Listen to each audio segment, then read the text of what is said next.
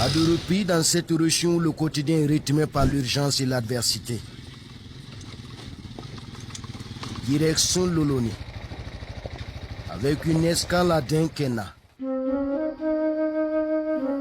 Jadis paisible, ce village a vu son quotidien basculer dans l'angoisse et la survie.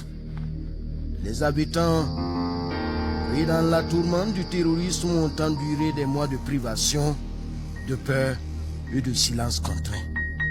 Aujourd'hui, un nouvel équilibre s'est installé. Dinkena est gardé par les volontaires pour la défense de la patrie, VDP. Des hommes et des femmes décidées à défendre quoi qu'il en coûte leur terre.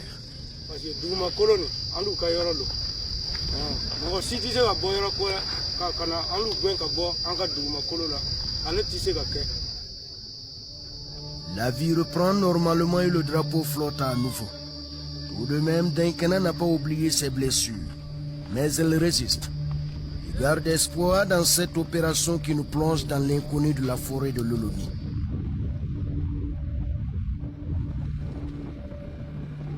Après quelques heures de route perchée,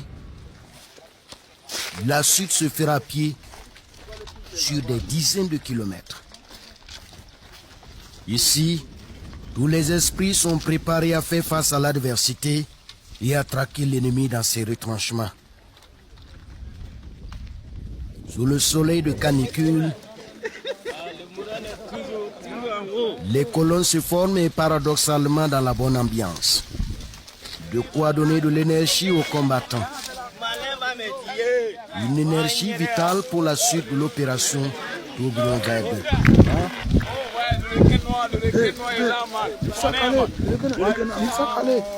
Alors que le danger s'intensifie,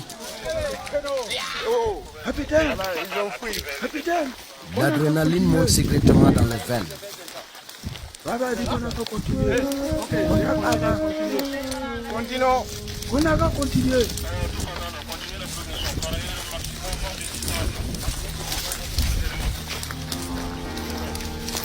Ce n'est pas seulement une bataille pour la survie que les hommes réclament.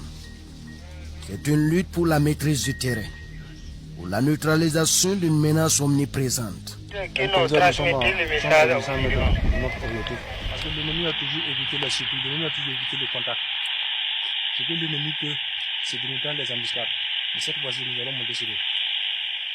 Il se fait appeler Fatal, surnom d'un guerrier qui n'a peur de rien. Avec ses hommes du 23e bataillon d'intervention rapide, il couvre une position stratégique dans la patrouille qui épille la forêt. Tonnerre, Fatal est prêt pour la passe. Tonnerre, l'autre officier qui commande l'aile droite de la colonne.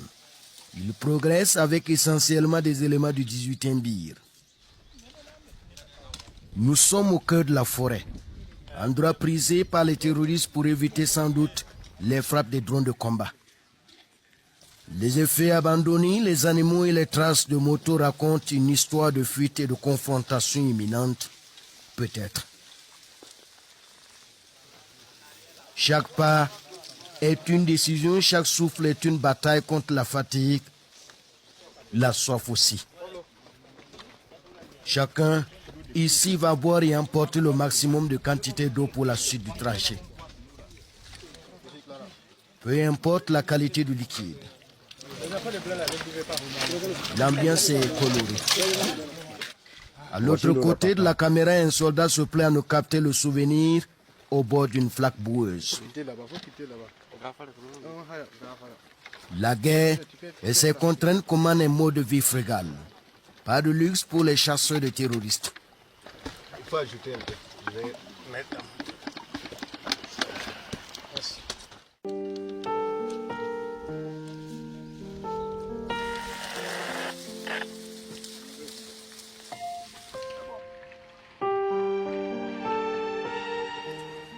Nous sommes enfin à découvert dans un autre village.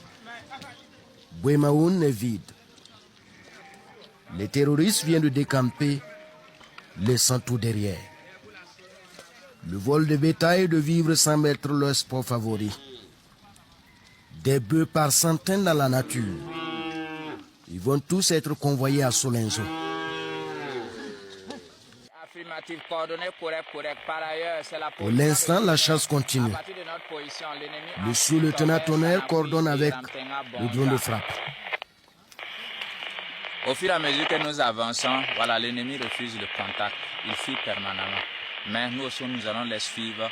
Où qu'ils entrent, on va se courager, puisque c'est eux que nous on cherche. Merci.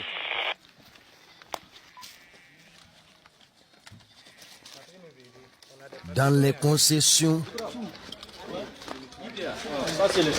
les découvertes sont de véritables pièces à conviction et surtout la preuve que ceux qui vivaient ici n'étaient pas des saints. Loin s'en faut, et c'est bien le signe que les heures à venir vont être décisives.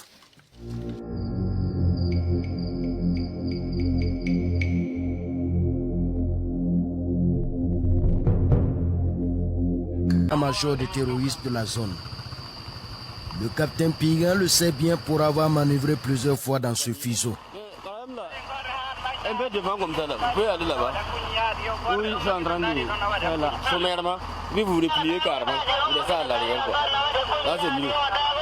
Maintenant si moi je vois que c'est un peu clair là, je vais vous dire ici. Parce que la zone là, la zone de tourisme ici là, c'est trop dur. On empruntait ici là, 1, 2, 3 là. On va faire 10 heures pour faire 10 km. Dans l'herbe là, ici, là, un peu devant là, peut-être qu'on va arriver là, on va voir les carcasses des véhicules. On commence à tracer dans l'herbe là, ils viennent et puis mettre. Quelques consignes pour nous garantir la sécurité dans l'opération. L'officier est très regardant sur la vie de ses hommes. Les démineurs ici traquent minutieusement les engins explosifs improvisés. C'est la bête noire des militaires en opération. Certains en ont fait les frais dans cette opération d'envergure qui a fait plus d'une dizaine de morts.